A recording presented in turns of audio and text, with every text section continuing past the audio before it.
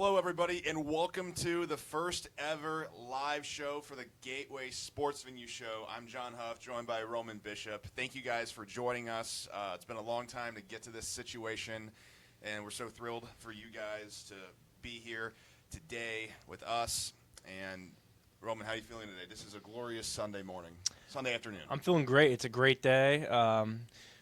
I'm not going to lie, wasn't the best week of high school football. A lot of blowouts. I mean, you kind of called it in last week's show. I was a little wrong, though, I think. There were some pretty good games. There were some good games. There were some surprising results. But, I think it was fun. I think it was definitely entertaining. Saw some impressive things from some teams. But, yeah, we're live right now. This will be the same exact podcast we usually do, just in live format, so y'all can look back on YouTube as well. But, yeah, let's get into it. I mean, first game, or actually, before we go over the first game, hopefully this show becomes big enough on YouTube to where we can eventually have, maybe some fan Q&A segments, some coach and player interviews maybe. I don't know, just hopefully add stuff over time is kind of the plan. And maybe we can grow some merch right here. You see the helmets right here. GAC bias confirmed, by the way. St. Charles West, Zumwalt North. Maybe we can get some St. Louis suburban schools or some MCC or some other private schools on here. It's up to you guys to step up and want us to give us that opportunity and showcase your school right here. So hopefully it can grow to that point. Yep. We will always accept free football helmets. That will always be free is good. Welcome here at GSV Studios. Anyway, all right. Game of the week. Well, I mean, it didn't really turn into the game of the week because it was kind of a blowout, but the result of the week has to be CBC crushing DeSmet 56-13, the final score in this one. And as Josh Pate would say, the paper popping stat for this one has to be CBC's rushing attack. Oh my goodness.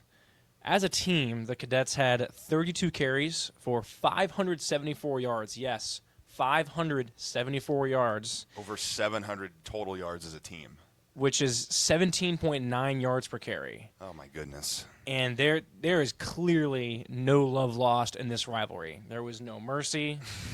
CBC was up 28-13 at the half and then decided to just score 28 more points in the second half.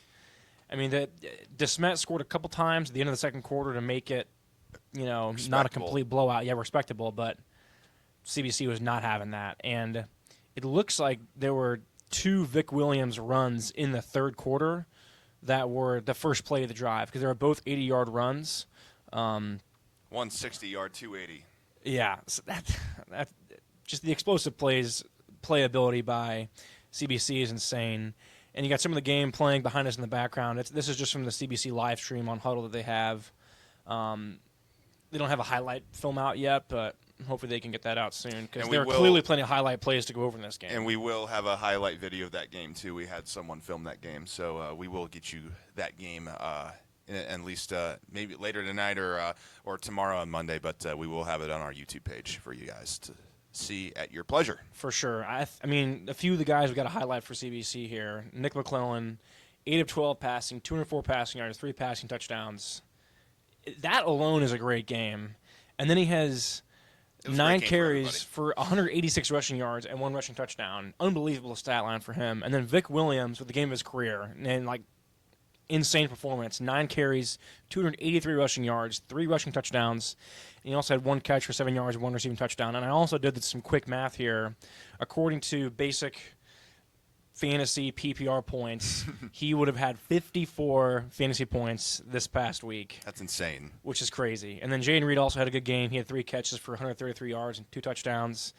And also want to shout out Corday Gage. He's one of their all-around best players. He had 19 rushing yards, 40 receiving yards, made 4 tackles, and Corday was 8 of 8 on extra points. So definitely a all-around contributor there for the Cadets. And their offensive line looks so good, John. I mean, holy cow. Yeah, they returned about, 4 starters from last year, and there was a lot of good vibes going into this season because they returned McClellan. They returned, Vic Williams wasn't more of a no-name guy, but Courtney Reed hasn't really featured as much this season, but he was a returning starter at running back. Then obviously McClellan and at quarterback, then Gage coming back at receiver. Yeah, they had a lot of pieces in place there. But their defense has been I wouldn't say equally as good, just because their offense has just put up god tier level of numbers so far, but their defense has certainly gotten the job done, and in a more than capable unit there. Yeah, so literally right before we started going live, so right at about 2:45, DeSmet finally put their stats in. But I'm not going to get mad at them. Usually it's a tough pill to swallow when you got to put your stats in after a loss like this. QB Gabe Rodriguez actually had a decent game. He was 22 of 37 for 199 passing yards, 1 touchdown. Their big name tight end Rich James had a decent game. He had 10 catches for 87 yards. And Cam Sharp got both of DeSmet's touchdowns this game. And DeSmet's 1-3 now, and this is their worst start since 2017, when I believe they finished 1-9. I don't think they're going to finish 1-9, but There's no way they do. No, there's no way. They lost a lot from last year. They still have talent, but the teams they've played have been pretty darn good. You must say, they've played a really good, like SLU, probably their best team in 14 years, Yeah. and another really great CBC team, and then the Creighton Prep game kind of got away from them there, but they did beat MICDS, which is it's a good win. Anytime you can beat them is good. But they're kind of going through the toughest part of their schedule right now, and I think they're going to get a little. I mean, it's still a pretty tough schedule, mind you. So I think they're about to get a little bit of a breather here coming up. I mean, well. Look, with all due respect, Vianney and Chaminade, probably not the same as CBC and SLU right there, but those teams are no pushovers though. So DeSmet, they better find a way to regroup and then come prepared, because Vianney and Chaminade, they certainly have a lot of revenge on their mind over the years that DeSmet's kind of beat them up a lot. So see how that goes. I think the biggest change from last year's DeSmet team is just defensive talent. I mean, this current DeSmet team really is not a bad team. They just play a loaded schedule. And when we're talking about the DeSmet defense of 2024, we're talking about one of the best defenses we've seen this century in St. Louis football. I mean, Quincy Bias headline on the defensive line. Titan Davis on the defensive line as well. And they were able to almost completely shut down Nixon in the second half of that state championship game, and that was extremely impressive. And they still have some of those guys from last year's team, but it's not like it's 11 bulletproof starters on defense. Sure. And they're young. They're young. They are young, and they were bound to take a step back, which is fine. I mean, it's even with the DeSmet and the high level of recruiting they do, it's almost impossible to pull off a year like that 2 years in a row. Sure. So I trust Coach Merritt to right the ship here. I trust that staff to kind of figure it out. And even though if they're not going to, go on some crazy playoff run this year, they've got the program in good hands. And they're going to be pretty good. They're going to be pretty good, I think, after this season, because they have a lot of sophomores and juniors playing a lot of minutes here, and so I think they're pretty good down there. And just a tough year when you just lost a really special senior class, but it is what it is. And I think we just got to talk about them what they have now instead of just kind of embark on the past a little bit. So, but yeah, CBC keeps rolling, and. We got a little pushback from ranking them number 1 over East St. Louis, but I got to tell you, but the reason why we did it, I should say, I mean, we consulted, is that CBC has just been darn good. Yeah. And they've destroyed everybody in St. Louis so far.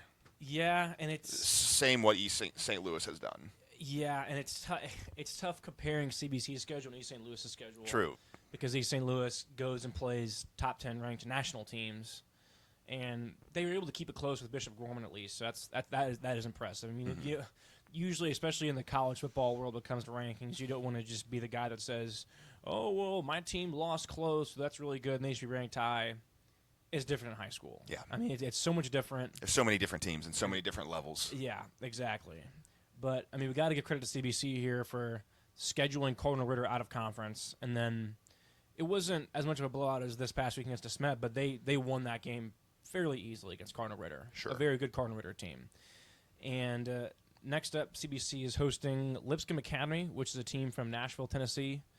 They are actually 1-4 right now, and Max Preps has them ranked as the 24th best team in Tennessee. They play a really tough schedule. That's been pretty routine the last few years they've played CBC. Yes.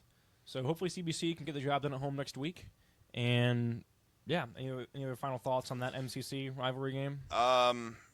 Not much. I mean, CBC just absolutely was dominating, and quite frankly, I wasn't really surprised to see the scores come in when they were happening real time, and it's like this is just who CBC is right now, and so Cadets are rolling. All right, on to our number 2 game of the week. Ladue taking down Hazelwood East 17-6 in what was a defensive battle for the most part of the game right there. This is Ladue's first victory over a ranked team from the Missouri media rankings since they beat Pattonville in 2018. And it was their first time they did it at home in 2014. Those are pretty good omens because when they did that both those years, they went to at least the Final Four. So I'm not saying that's going to happen with Ladue this year, but calm down there. I know that's not what I'm saying. And there's a sentiment that like Ladue kids like want to say they're back right now. Like, is this a legit? I think this is a solid Ladue team so far. I'm going to hold off on saying that they're back for now because, first off, I think their defense is absolutely one of the best in the area. Their offense needs to get a little better, though. I mean, you could see that for most of the game right there. But going into the game, Ladue did a fantastic job of limiting Terrence Little, who is essentially statistically the number 1 running back in the area. 11 touchdowns on the season. He's a fantastic running back. He had a great year last year. Ladue just had a fantastic game plan. And I talked to Mason Martin after the game, Arizona State commit, linebacker for Ladue, and one of the themes for their defense was just don't play hero ball. Just against a team like Hazelwood East with their offense, they run essentially a triple option. It's all assignment based, and so like what Martin did, he was always his job was just to take care of the dive play every time. That's his role, and then everybody fill in their gaps. And then Gus Logan had a great game as a safety for the Rams. I think he had 3 tackles for loss. So he played a fantastic game right there. They all did on defense. And then probably the biggest play of the game was an odd play where it was a 4th and long deep in Ladue territory where East, there's about like 30 seconds to go, and Ladue had no timeouts. East decided to, I guess their punter, I don't know if it was planned or not, but he decided to take off and run. And he was tackled at the 15-yard line. And so Ladue with no timeouts, all of a sudden they have great field position, and then in 2 plays they scored on a 3-yard touchdown pass from Jack Hensley to Evan Vi, which is his first game back after sustaining a concussion. So that was a big play there, and Ladue goes up 7-6, and then they just continue to play really good defense, and then eventually they worked their way down for another touchdown to put them up 14-6. Hensley 4-yard touchdown pass to Mason Martin, and then Ladue added a field goal later on with about 52 seconds remaining in the game to give them a 2-score lead, and that was it. So they were really good on special teams, and their defense continues to ball out. I think they've only allowed 2 touchdowns in the last 10 quarters they've played so far these last 10 quarters. So Ladue's defense is really good, and they're looking really good at 3-1 right now. Yeah, Ladue's 3-1. Should be 4-1. They're at Hazelwood West next week. Hazelwood West, I think, is 1-3 right now. They're 0-4. 0-4, and then they got Parkway Central for their homecoming game the next week, and they're 1-3. If we could see a 5-1 Ladue team hosting Summit in week 7, that's basically a Suburban Red Conference championship game right there. Pretty much. I mean, so both teams have conference games after that, but the teams they play after that have already lost conference games. Whoever wins that game would get a share, I believe, of the conference championship. Yes, that's correct. Yeah. So, and that'd be great. I mean, that's great because I think, these are probably both the 2 most talented teams. I think I said that before. At least I hope I said it because it makes me sound good right now. But those are probably the 2 best teams in the conference as far as talent goes. Obviously, both teams have their own things to work out. But, Summit, they're undefeated right now. They're 4-0, and they're trying to go, I think, for their 4th or 5th consecutive conference championship at this point. Wow. In multiple conferences. So, that's ultimately a great win for Ladue over a previous. I would assume Hazelwood East falls out of the rankings now. They're ranked 10th. So yeah, I mean the Spartans are 3-1, and they're a good team, but their wins haven't quite been the highest quality so far. Yeah, I mean, they beat Hazelwood West, Parkway Central, and McClure. All 3 of those programs are kind of low right now. Going into that game against Ladue, I think those 3 opponents, they were a combined 1-8. Wow. Okay. Yeah. And, Hazelwood East has Parkway North coming up in week 5, and I feel like that should be a close game. That'll be a pretty good one. And it's two talented teams that have decent defenses.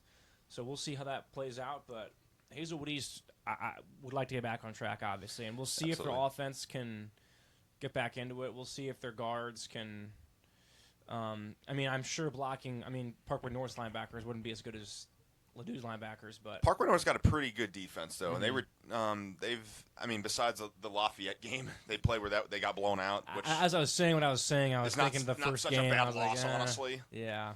So that'll be a good one, but probably the best game of the week we saw, and could potentially be a game of the season, is North Point with a 51-48 shootout victory over their Wentzville rivals, the Liberty Eagles.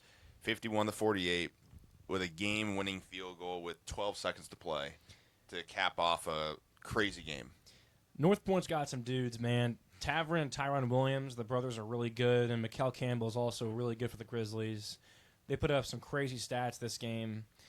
Tavern Williams, the QB for North Point, he was 19 of 29 throwing the ball, 297 passing yards, 6 passing touchdowns, 1 interception, 17 carries for 36 rushing yards. And his brother Tyron had 6 catches for 75 receiving yards, 2 receiving touchdowns, and he also had a 95-yard kick return touchdown in the first quarter. And then their leading receiver, Mikkel Campbell, he had 11 catches for 140 receiving yards and 3 receiving touchdowns. So a lot of big plays for the Grizzlies this game. And then their kicker, Landon Manco, had a super clutch, game-winning 30-yard field goal with just 12 seconds left. And congrats to the Grizzlies, man. They're 4-0 for the first time in school history. This is huge for that program. I was actually texting Coach Zangrillis a bit yesterday, head coach of the North Point Grizzlies, and he was just saying, he's saying they got some gamers. And then he said, we just kept believing, and even on mistakes, our guys kept staying positive, and they would get to the next play. That's exactly the mentality you want from your players is, you know what? When you play football, you expect perfection. So you expect mistakes, but you're not going to accept mistakes, and that you're going to mess up, but you got to get back. You got to get to the next play. You have to ignore your mistakes and get right, figure it out. A lot of football in one game. It's never just, even in close games, it'll never be just one play was why you lost a game. Sure. But yeah, congrats to the Grizzlies. Crazy, crazy win. Several huge plays, and this puts them in really good standing in the GSV Central, especially because this is one of their main conference game tests here. And looking at how Zumwalt East, Zumwalt South, and Washington have got off to their season so far, not looking too good. So North Point very well could be 7-0 going into Week 8 against Zumwalt North, and that, similar to the Summit versus Ladue game, could be a conference championship game there later in the season. Yeah, I feel like it's a 3-horse race as of this moment with Liberty, Zumwalt North, and North Point. Obviously, got a huge game with Zumwalt North and Liberty this coming week, and if Liberty were to lose that, then it would be a 2-horse race with both the Zumwalt Norths and North Points there. So Jalen Mack had a great game on the ground for Liberty, 197 yards, 29 rushes, and I think he had 4 touchdown runs. Yep. There you go. So that was one of the better games of his career there.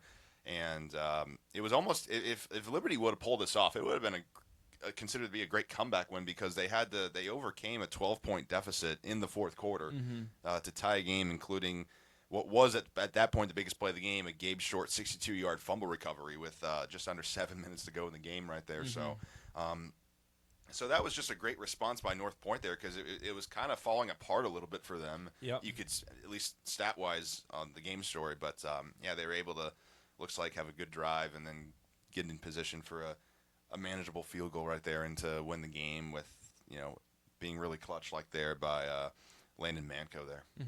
I'm not going to complain at all about Liberty's offense. 48 points. They did really their job. Good. Yeah, they did their job completely. But 0 catches for Jalen Mack, which I think is very interesting because he had a lot of catches and a lot of receiving yards the past couple of games. Yeah. So, that's not a problem. They scored 48 points. You should win the game if you score 48 points. But I wonder if North Point was deliberately trying to stop Mack receiving the ball out of the backfield. I don't know. I don't know how that defensive philosophy went out, but it was enough for North Point. Liberty QB Sullivan Thornton had another decent game, 10 of 18 throwing the ball, 141 yards, one passing touchdown, and he had 17 carries for 90 rushing yards and one rushing touchdown. But the biggest thing here for Liberty is the big plays. I mean, their defense just couldn't stop big plays. North Point had 3 touchdowns over 40 yards, and they also had that 95-yard kick return touchdown in the first quarter. So just too many big plays for North Point for Liberty to come through here.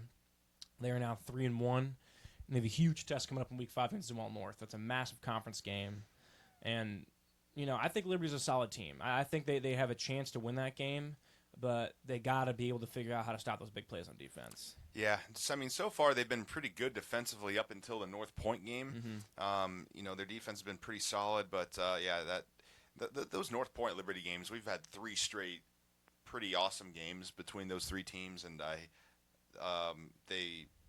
don't think they play, or are they both in Class 6? Liberty's in Class 6. I believe North Point's in Class 5. Okay, so that's the last time we see them this season. Yeah, I can double check that real quick. Okay. But, yeah. Well, that was then that means North Point, they're the official Wentzville champions. That's right. Right? Yeah.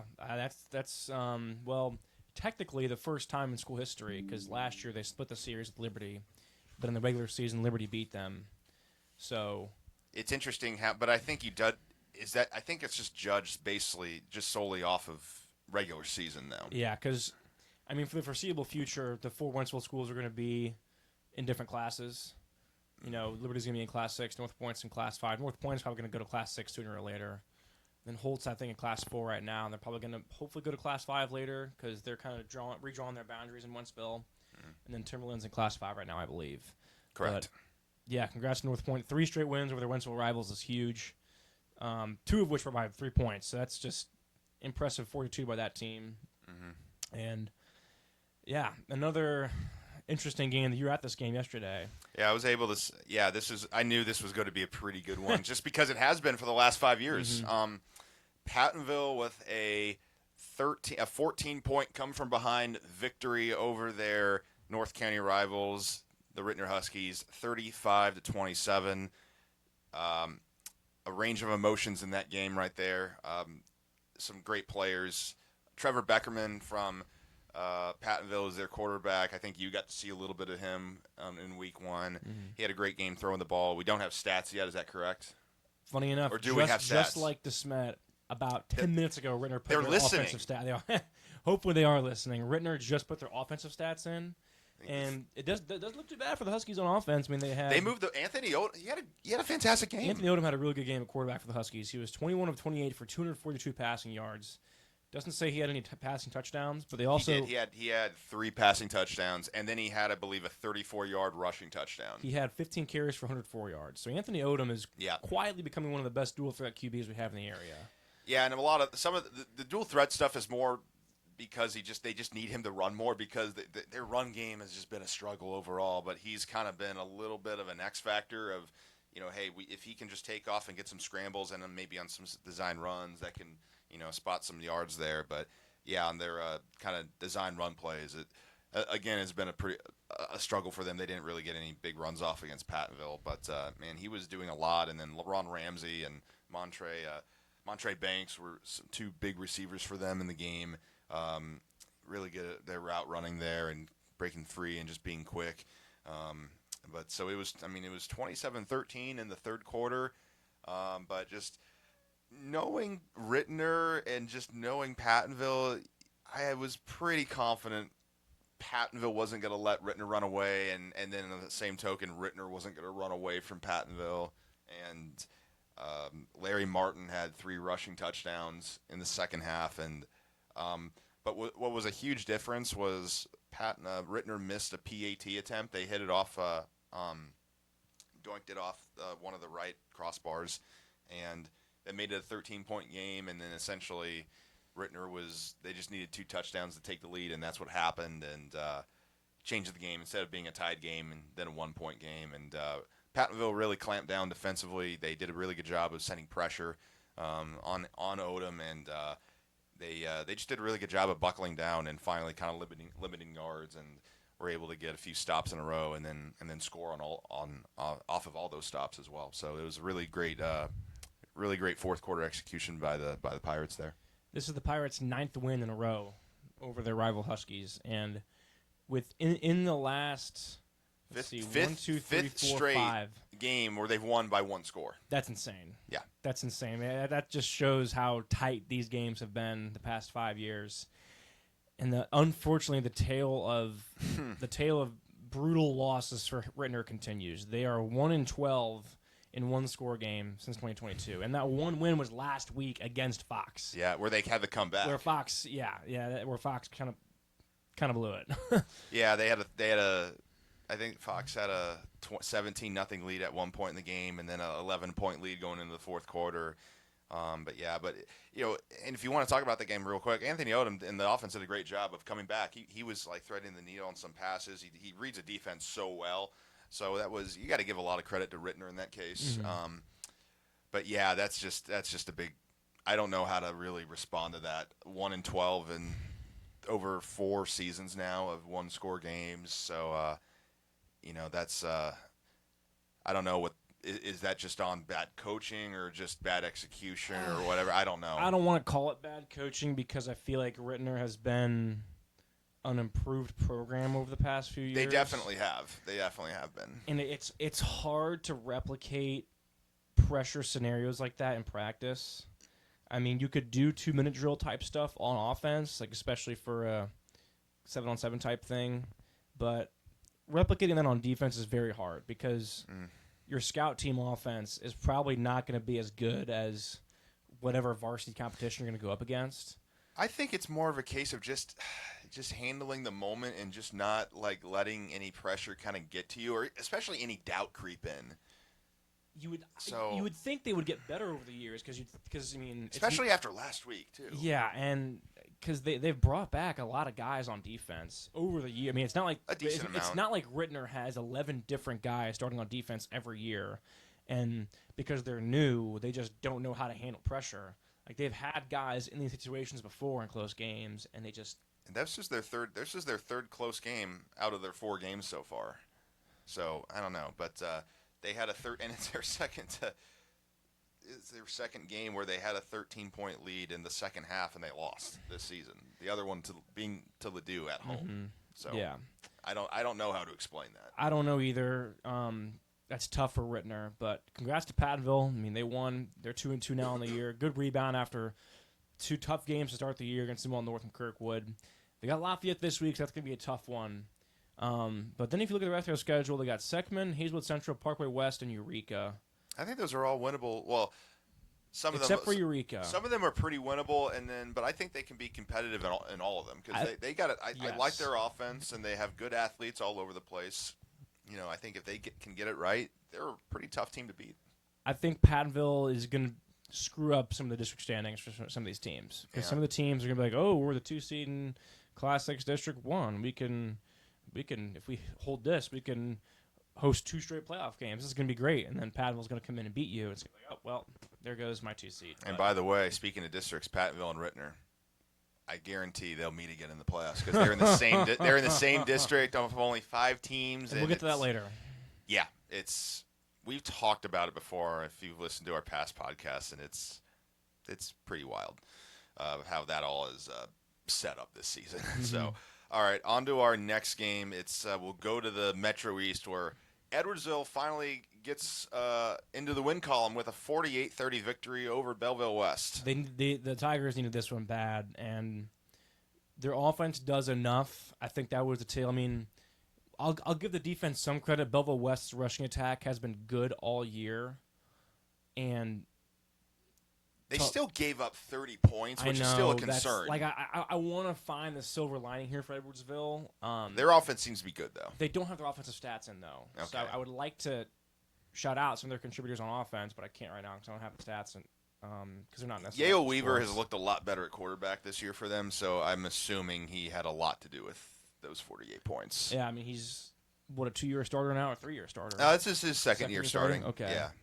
They're 1-3 right now.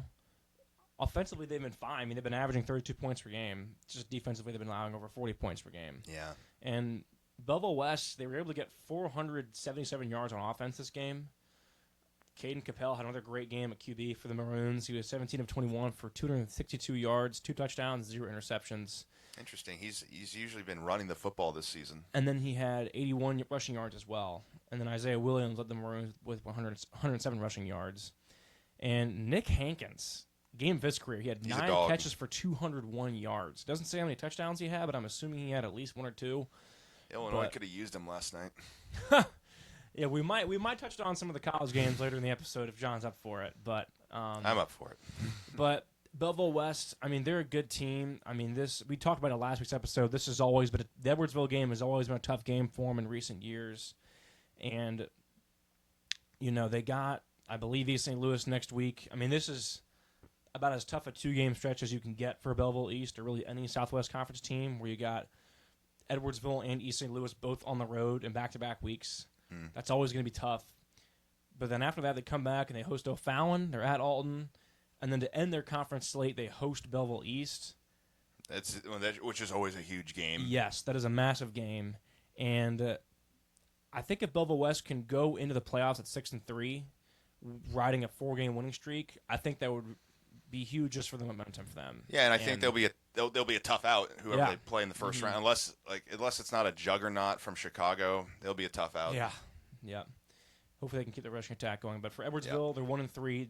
Desperately needed this win. If they would have lost this game, it would have been over. It would have been over. Yeah. And they got a tough Belleville East team coming up this week. And then they host East St. Louis. And then they're at O'Fallon. They host Alton at DeSmet. I could probably tell you that Edwardsville was kind of happy to see CBC do what they did to DeSmet, because now they know that DeSmet is a pretty beatable team, and they're going to need that if they want to pick up that 5th win to clinch a playoff spot. Right. Yeah. So I mean, you realistically look at Belleville East and DeSmet as they have 2 pretty tough games. If they can win both of them, which I think is possible, then they should probably take care of business against O'Fallon and Alton.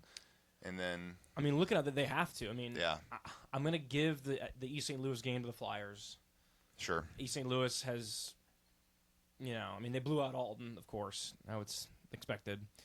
But those two, the Belleville East game this week and the DeSmet game, those are must-win games. If they want to hit 5 wins and make the playoffs, those are must-win games for Edwardsville.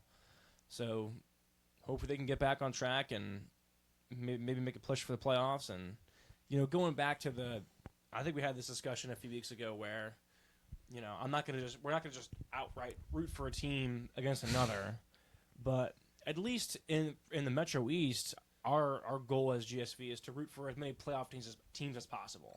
That's kind of our way. Belleville East is fighting for a playoff spot. I know, and that's the thing is I just hope I want as many Illinois teams to Metro East to make the playoffs as possible, and I want them to win as many playoff games as possible. So, whatever way that happens. So what you're saying? No. So what you're saying is, Edwardsville needs to beat Belleville East, because then Belleville East, they're 4-0, and then they got Alton and then Granite City, so they'll be 6-3. So what you're saying is we need Belleville East to lose this game. I'm not going to root against them. I'm not going to root against the Lancers. I'm not. I'm just saying. I want to see our team succeed in the postseason. I do too. And I'm not trying to villainize Belleville East. No. They're having a great year so far. Really good year so far. But 4-0. Yeah. Yeah, that's kind of all I got. Any other big games we want to dive deep into? I mean, we're gonna go over some scores that happened this past week. Columbia Roxana was a top 10 game, and that was another really good game. Yeah. The Eagles come out with a 34-29 victory over the Shells. This game really lived up to the hype. We knew it was two undefeated small schools. Wasn't really sure how this was going to go, and it ended up being a really good one. It was a back and forth game, pretty much the whole way. I don't think anybody had nobody. I don't think led by double digits. It was always a 1-score game. The game-winning score was a 52-yard touchdown pass from Xavier Vogel to Jackson Lowell with just a minute into the fourth quarter. Made it a 34-29 game, and that was ultimately the difference. Columbia is not entirely explosive offensively, but Vogel had a nice game, throwing 9 of 16, passing 194 yards, 3 touchdowns with just 1 interception there. And then Jace Nelson had 29 yards with 23 carries, and he had a touchdown run as well there too. And Roxana does not have their stats, so sorry guys, we cannot shout your players out. But it was a pretty good game. And then I guess we're now into the other notable games here now. Yeah. Yeah, because that's all we got in that game. But yeah, Cardinal Ritter dominates St. Pius and KC 36-8. Well, 34-8, according to Estill High School Sports. In Misha, it says Cardinal Ritter won 36-8. So a little bit of a score discrepancy there, but I think it was 36-8.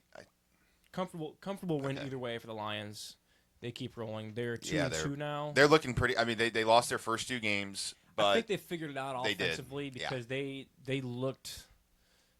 I don't want to say totally lost because they put up a decent amount of points against Jackson. But it was only 20, but yeah, they still found a way to kind of. They had enough big plays to stay in that game. Yeah. But against Howell and St. Pius X, they've really figured some things out clearly. Yeah, the Lions are 2-2 now, and they have a bye week this week. Chaminade takes down Vianney in the rivalry game there, 49-34. Really running up the score there. Marion Barnes and Winston Weiler are trying to do their best Carson Boyd and Antoine McKay impressions, where they go a 2 QB set, and they both do really good for Chaminade. What kind of works for them is Weiler's more of a pocket passer, and then Barnes is more of a runner. But I'm trying to look at the stats right here. I mean, Barnes, he's a transfer from St. Mary's, but he was able to put up some pretty good passing yards. He was 9 of 11 for 157 yards and 2 touchdowns, and Weiler also 2 touchdowns, 135 yards passing there too. So, and then they got like 3, really 2 in this game, but they got like 2 or 3 running backs, and Hassan Robinson rushed for 170 yards on 15 carries, so he had a good game there, and they put up over 500 yards. Yeah. Congrats to the Red Devils. That is the, 7th straight win against Vianney for Chaminade. They're now 3-1, and they're at DeSmet in Week 5, which could be a closer game than previous years in that matchup. Yeah, I think people are going to put have a lot more interest in that game just because of, quite frankly, Chaminade's 1-3, or sorry, DeSmet's 1-3, and Chaminade, they're looking better than last year so far, at least. They're winning the games that they probably should be winning, and in CBC, I mean, they were never going to beat them. So this is a game that I don't want to say never going to beat them. Whenever they do beat them, whether it's in 2032, they're going to bring back this clip right here. No, what I And said. they're going to say John Huff said we're never going to beat them 7 years ago, and here we are. All right, listen, guys. They were never going to beat them, is what I said. Not they are never going to beat them. Huge difference there, and it's fake journalism on your part. Fake news. Yeah. Well, they have 2 big games coming up. They actually have a 3-game road stretch coming up with at DeSmet, SLU, Hillsboro, all tough games. That is going to be a tough stretch for them. Back with Metro East real quick. Bree Central starts off conference play hot. They smoked Freeburg 49-0 in this one. They started out a little slow. Sorry to cut you off, but they started out actually, it was 7-0 at halftime. And then Coach Short must have given an incredible halftime speech because then they put up 42 points over Freeburg. And this is a Freeburg team. I think they're going to be pretty good. Freeburg was 3-0 going into this game. And they're going to be pretty good, I think, for the next few years because they got a pretty good 2020 class, and some of their better players are sophomores. For Bree Central, so Bree Central actually does not have their stats in, but Freeburg does. So hats off to the midgets. Mm-hmm. For those who don't know, that's Freeburg's mascot. I'm not just calling them that. Learn ball. Mm-hmm. But Bree Central held Freeburg. I hope it stays that way for the rest of the time, by the way. Yes, that's a fun mascot. Yep. Freeburg was held to 115 yards of total offense the whole game. So the Bree Central defense was able to totally shut them down. Only allowed 28 rushing yards and 1 yard per carry on the game. So the Bree Central defense, after kind of a tough game against Mount Zion, able to get back on track. And, they got a couple easier conference games coming up, the Cougars do, and then they're at Roxana and at Columbia to end their conference slate. So, we can get some exciting.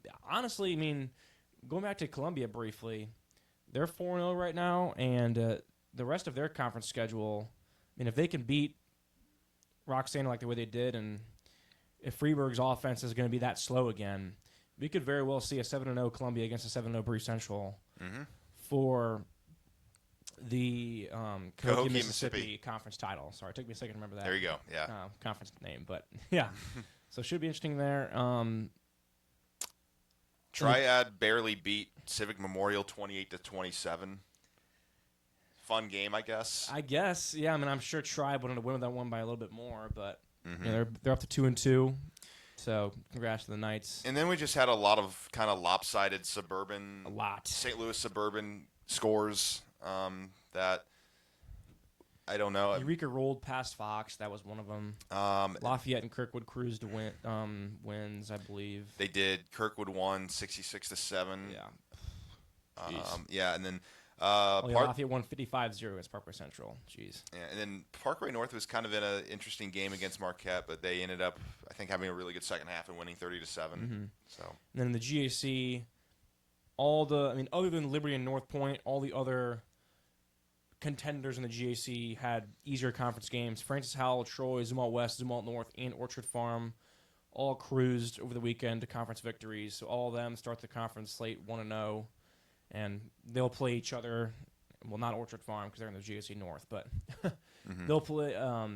Howell, Troy, and Zumwalt West will play each other over the coming weeks, and those should be exciting games. So Troy Buchanan with a decent victory over Timberland. I say it's decent because Carter Schaefer had a decent game, 137 passing yards, and then Chris Wanger and Carter Dow each had over 145 rushing yards in the game. So that was a nice bounce back victory for the Trojans after losing to Hannibal, who are now 3-1. Yep. Well, I think that's it for us. For high school, do you want to talk a little bit of college? We college can. ball? We can. And we still also got our Week 5 preview will Yes. be released in a couple days. right So on our usual podcast Yes. system right there. Yeah. Oh, actually, real quick before we can talk about the district standings right now Ooh, yes. in Missouri. So real quick, we're gonna go to Misha real fast. We're gonna go over to the district tournament district standings. We're gonna start in Class 6, District 1. And we're going over just St. Louis area, by the way. Yes. Yeah. Jackson currently leads the district at 4-0, and then Seckman's in second. The Northwest at 3-1. And Oakville at The 3-1. Lions, Oakville also 3-1. Those Seckman, Northwest, and Oakville are all pretty close in the standings there. Yeah. So we'll see who ends up getting the 2 seed. You know what? It's probably going to end up like Lindbergh, since they're 1-3. I mean, they still got some time. They got started off 0-3, but they probably are going to end up being the 5 seed. Mm-hmm. And you would probably have thought at the beginning of the year that it would have been Northwest, but they've actually been pretty solid. Yeah. And then Class 6, District 2, number 1 seed, CBC, obviously they're 4-0. Lafayette, 2 seed, they're 4-0. This is the SLU, the 3 seed, they're 4-0. And despite the 4 seed, they're 1-3. Marquette, the 5, they're 0-4. This is the toughest district, maybe the toughest district in state history. Why are CBC, Lafayette, and SLU all in the same district? Come on. They should have found a way. They should have found a way to put SLU in District 3 and like swap them with like Francis Howell North. Yeah. That's not good. It's too bad. It is. It's too bad. And then Class 6 District 3, we got Pattonville and Rittner at 1-2. They're actually tied in points somehow. But Pattonville's going to have that tiebreaker because they won the head-to-head, They obviously. will. Those two teams are going to play most likely again. They're for a going to play conference each other championship again. Yes. at Pattonville again. Because it's Hazelwood Central, Hazelwood West, and Francis Howell North to round that out. And then in Class 6 District 4, we got St. Dominic. They're 4-0. They're the 1 seed. Liberty's the 2 seed at 3-1. Troy's the 3 seed at 3-1. That's a pretty wide open Zumwalt district. West is 2-2, and Francis Howell's 2-2. This is going to be a crazy district to watch in the playoffs. Yeah, I'm excited for that one because I really think, I think there's a way that I just don't see Howell Central winning this district, but you cannot sleep on them though. But Any of the I could teams see 1 to 1 through 5 5 can win win it. this. I Yeah. really on a good if Howell on a good day they can beat I think anybody in this district. Yeah. Also, Dad, the YouTube live stopped. I don't know why, but. Yeah, we're in the basement. Oh, okay. Sorry to those who are watching Yes. later. Our internet's terrible. So. Still recording, it's still going. And Okay. we'll download the whole episode later. Okay. Okay. Sounds good. Cool. But we're still recording. All Thank right. you to producer Brian over there for Yes. figuring this out. And then Old friend, I don't think he's is he tampering with the wiring system or anything or the Wi-Fi? old friend might be screwing around like a gremlin over there and Yeah. messing with the ground wires. I don't know, but Class 6 District 5 is all out of area teams, so we'll go ahead and move down to Class 5 real quick. Class 5 District 1, we got Cape Central at 4-0, Farmington at 3-1 at 2. Webster Groves is the 3 seed there. They're at 2-2.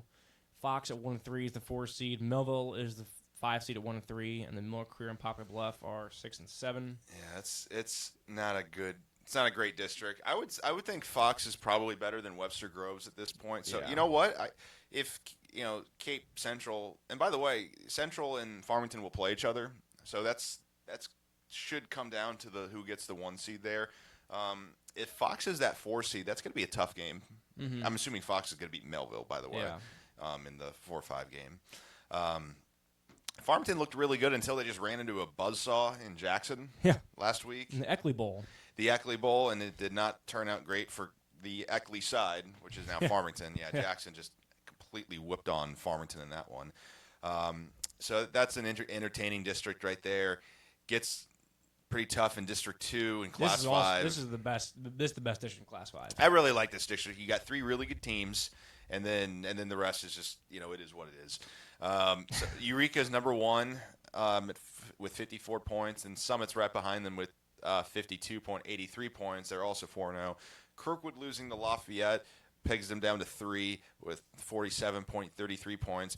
Kirkwood and Eureka, though, have a huge game this coming week, so huge implications going into that game. And then you got Raleigh at 4, Parkway South at 5, and then Washington at 6. Class 5, District 3.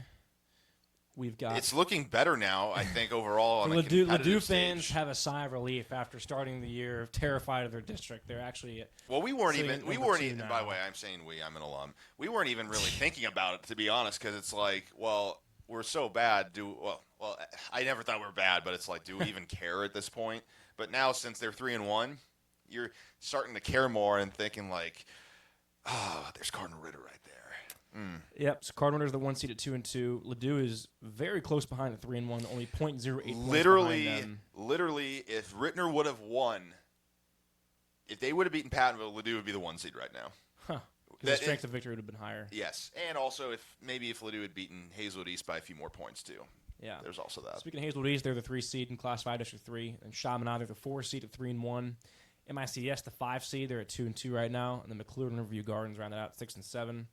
Class 5 District 4, we got North Point at 4-0. They're the 1 seed. Parkway West, they're the 2 seed at 4-0. Zumwalt North is the 3 seed at 3-1. Zumwalt South is the 4 seed at 3-1. And then Zumwalt East, Timberland, and Parkway Central rounded out 5-7. That's I think you got 3 pretty solid teams right there. Yeah. And I think either of those 3 teams can win it, and it would be insane if like Ladue and Parkway West were to play in a quarterfinal game in Class 5. Oh my gosh. And then That's not going to happen. That's not going to happen. You never know. You never know. Ladue's not going to beat Ritter. I'm sorry. If that happens, it's not going to happen. Holding it to. It's on camera. All right, fine. All right. Fine. You said it. This is awesome. We're on camera now. We can like really be held accountable for what we Yeah. say. Yeah. Isn't this great? Accountability here at GSV. Accountability only. All right. Oh, Class yeah. 4, District 1. We got Festus at 4-0. They're 1 seed. Hillsborough at 3-1, 2 seed. And they play each other this week. So that's really going to determine, hopefully. That's determining the 1 seed. Yeah, it really is. And then Yeah. Windsor is 3-1. They're the 3 seed. And then a bunch of, and then Perryville, Sykeston, DeSoto, and North County are 4-7 there. Class 4, District 2. We got Vianney, the 1 seed, they're 2-2. Sullivan, the 2 seed, they're 2-2. Union, the 3 seed, they're 2-2. And Westminster, the 4 seed, they're 2-2. And then Bayless, Athens, and Pacific to round that one out. This isn't a great district, Roman. Not quite. Well, Vianney, they're 2-2 and they're still a 1 seed, and they. Well, they have a more difficult schedule than the other teams. So that's going to give them the advantage there. Yeah, and then also it helps that they're playing. They're going to get like 30 points because the Smets in Class 6, and if you play a team who's above you, you get 10 extra points. So they're going to get 20 points, 20 additional points, I think, but ultimately 30. So yeah, they're going to benefit greatly from that. Even if, well, I'm assuming they lose that game. So I still really like Vianney in this district anyway. So it's about time. They deserve a break. Yeah, because of the 2 state titles they won, they were kind of stuck in Class 6 for a few years. A lot of years, actually. And there was really no way for them to get out until the Success Factory years carried over. Yes, and they're went back better. down. They're better than they were from like 2019 through like 2023, I'd say. Yep. Next up in Class 4 at District 3, the 4-0. 4-0 Jennings Warriors are the 1 seed. Gateway's That's 3-0, awesome. they're the 2 seed. St. Mary's the 3 seed, they're at 2-2. Luther North's the 4 seed, they're 2-1. The McClure North, Roosevelt, and Confluence round it out. We were high on Jennings to start the year, and they're 4-0 to start off. They play Afton and Duchesne next. Those are 2 very winnable games. So Jennings could start 6-0. They should start 6-0. And then they play Brentwood Clayton, who's 0-4, and then Riverview, who's 0-4 in week 6 and 7. So they should be 8-0. They should be 8-0 going They could into be week 8-0 going into their senior night against University City. They're going to be the 1 seed. And U City, they're 3-1, so they're starting off okay. They beat Zumwalt East and they beat Riverview by a lot. So U City's looking better than last year. So, and you looking at U City's schedule, they also have some pretty easy games going up. So we could see a 7-1 U City going up against an 8-0 Jennings in week 9. That'd be a great. very fun game to watch. That'd be awesome. Very, very fun game. Next up, Class 4 at District 4. We've got Parkway North as the 1 seed. They're 3-1. Orchard Farm quietly starting off the year 4-0. They're the 2 seed. U City, as we just mentioned, they're 3-1. They're the 3 seed. And then Holt, St. Charles, Lutheran St. Charles, all at 1-3 at 4, 5, and 6. And Brentwood Clayton, they're 0-4 at the 7 seed. And then Class 4, District 5, Warrenton is in there. Hannibal is the 1 seed at 3-1. Warrenton's the 2 seed at 3-1. Odessa out in KC. This district is ridiculous. This district's too big. Yeah, a lot of that people. district is way too big. A lot of people are saying that this is probably the best district in Class 4 well, before the of season. course, it spans As the half season the started, area really. of the state of Missouri. Of course it is. I mean, Yeah, Odessa is really close to Kansas City. It's a kind it's of an in the, exurb, I would say. yeah, of it's Kansas their City. own little area out there, but yeah, it's kind of like it's kind of like a Warrington in a way, like in our area. Like St. Louis will claim them, but they're kind of in their own little area, and then it's kind of the same thing with Odessa compared to Kansas City. Yeah, I mean, let's just look at their district map real quick. I don't know if y'all are pulling it up on. Yeah, it's massive. It's huge.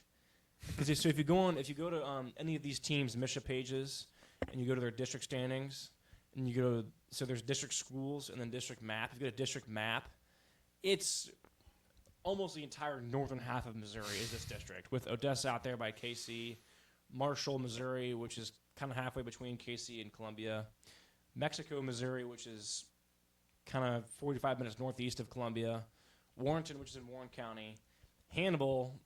Everyone knows where Hannibal is, up Way there up on the there, river. yeah. And then Kirksville, which is one of the northernmost teams in the state. Yeah, pretty much in It's Iowa. basically Yeah, Iowa. It really is. So this district, a lot of gas money going to be spent in the playoffs here for Class 4 District 5. Anyways, over to Class 3. Class 3 at District 1. No St. Louis area teams in there. Class 3 District 2. Yeah, this is where it's far less showcasing St. Louis area Class teams. 3 District 2 looks really interesting. We got St. Genevieve at 4-0. They're the 1 seed. Valley Catholic, they're the 2 seed at 4-0. Lift for Life, they're 3-1 at the 3 seed. They have a huge game against SLU coming up. Massive, massive game. Then Herculaneum's at the 4 seed at 2-2. And then Normandy, John Burroughs, Lutheran South, they'd round that one out. That one could be interesting. I think Lift for Life against either Valley or St. Genevieve could be a very exciting game. I mean, that would be tough. They might be favored against them. They might be. I mean, it would be tough for the 1 seed is going to be huge in this one because the 2 and 3 seeds are going to have 2 really difficult games. Whoever it is, whether it be St. Genevieve, Valley, or Lift for Life, that'll be 2 tough games in a row to have to win your district. But if you're Yeah. a 1 seed, you get a bye week to start, and then an easier, presumably easier game, which would be between the winner of Probably Herculaneum and the Herculaneum. 5 seed. Probably Herculaneum and who knows, Probably honestly. Herculaneum. Yeah. And so the 1 seed gets a bye week, Herculaneum, and then the district championship against whoever the next best team is.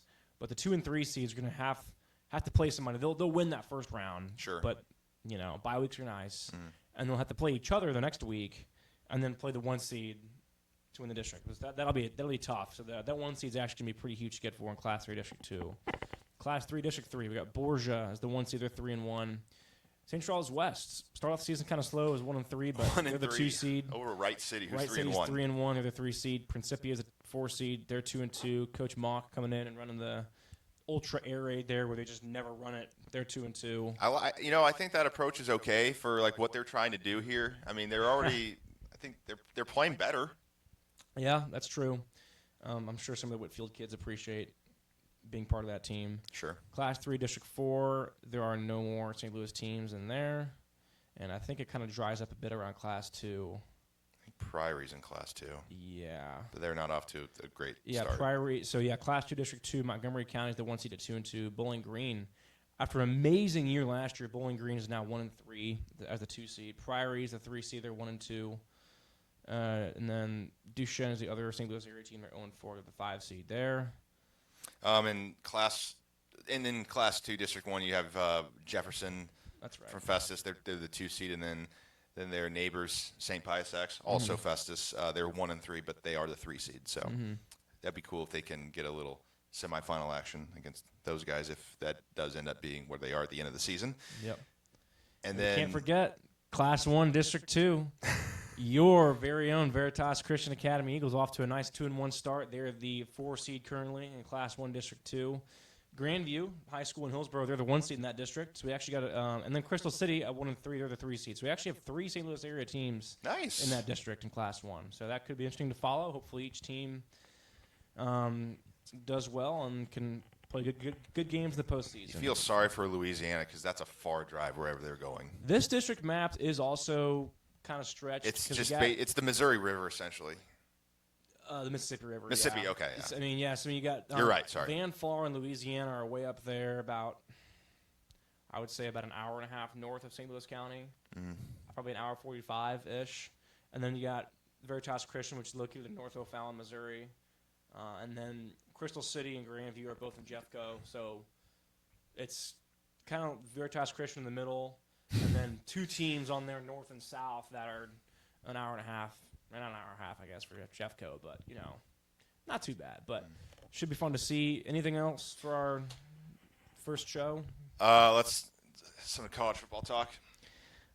Great week for Mizzou. Huge win over South Carolina. Yeah, big comeback. Bo Prabula is the guy. I'm sure Penn State fans are regretting letting him go, but it was him over Drew Aller. But I mean, he's looking better. He's looking really good. He's looking really good.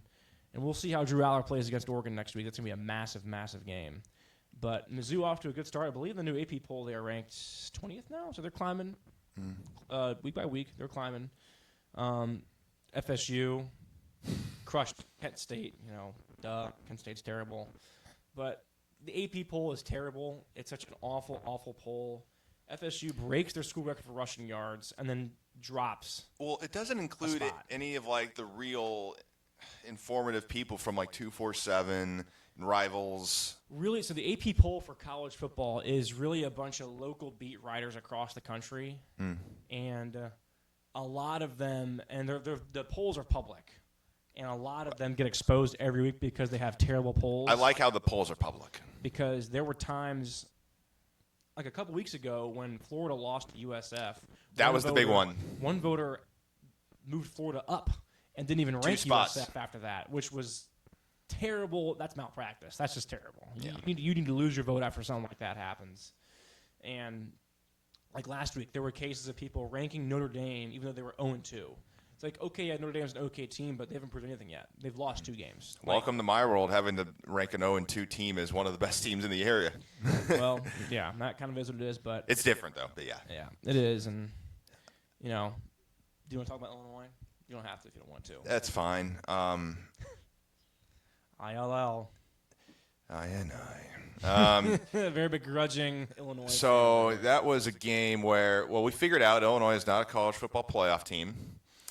I will happily sign for a 9-3 season again. Yeah, that would be great. 8-4 is not so bad either. I think Illinois is okay. Ultimately, I don't think they suck. But their problem is they have a defense who is not designed to defend a team who has an NFL caliber quarterback with NFL caliber receivers. Fernando Mendoza, calling him an NFL caliber QB is crazy.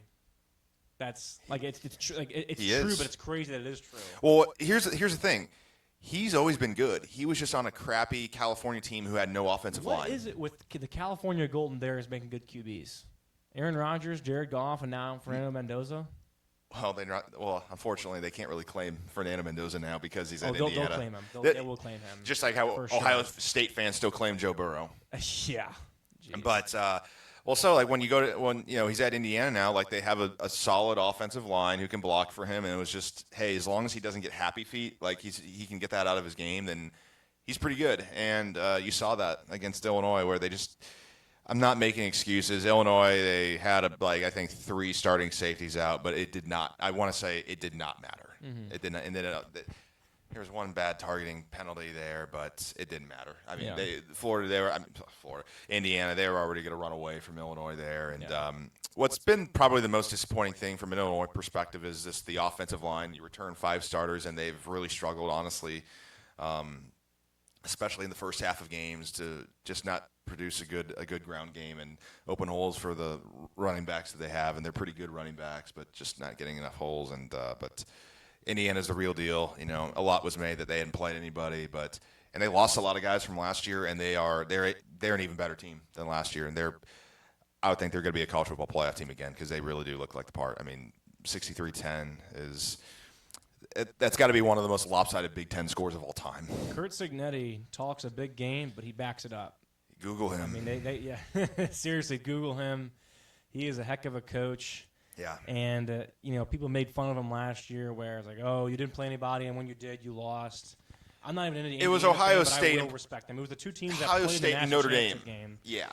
And the playoff game in Notre Dame was – Not as close as what the final score indicated. it wasn't, but it was still competitive. It was a competitive game, and for Indiana to even be there is insane because Indiana has been a complete joke of a football team forever. Yeah. Literally forever. Because they care way more about basketball. They had not won 10 games in a year ever until last season. And now it's like within 2 years, it's only taken them 2 years to be a legitimate college football playoff team and just one of the better teams in the country. Yeah. And just for all these other teams, speaking as a Illini fan myself, of like all these years of trying to get it right, it took Indiana 2 years, really 1 year. Yeah. Just with the right coach. Yeah. Mm-hmm. And but listen, because I'm assuming we have some Illinois fans who are hopefully listening today, because just right across the river is the state of Illinois. Don't panic, and listen. You could be Oklahoma State and be really worried. You could be Wisconsin, who are witnessing the death of a 30-year run of greatness ending right before their eyes. It's still not that bad. I think Illinois is going to be okay ultimately. Got a big game against USC. Got some house money going into them now because now there's some, expectations are a little down. But you're at home, and honestly, if you can beat USC, you're back to being in really good shape again. So I don't think it's ultimately that bad, but hopefully the defense and the whole team can figure it out after that catastrophe against Indiana. Yeah. Real briefly, baseball. This is gonna be brief. Yeah. Nolan Arenado played his final game for the Cardinals today at home, which is. Don't get me started on the Cardinals because there is no hope. There is no hope. I mean, I think the last resort is to call for a sell of the team, honestly. I mean, it's not good vibes here in St. Louis right now. Yeah, it's pretty bad right now, but hopefully they can figure it out. Yeah. We'll see. In Bloom we trust. We have no other option right now.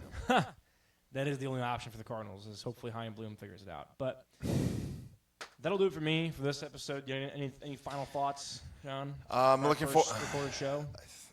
I'm really excited about this and where it can go.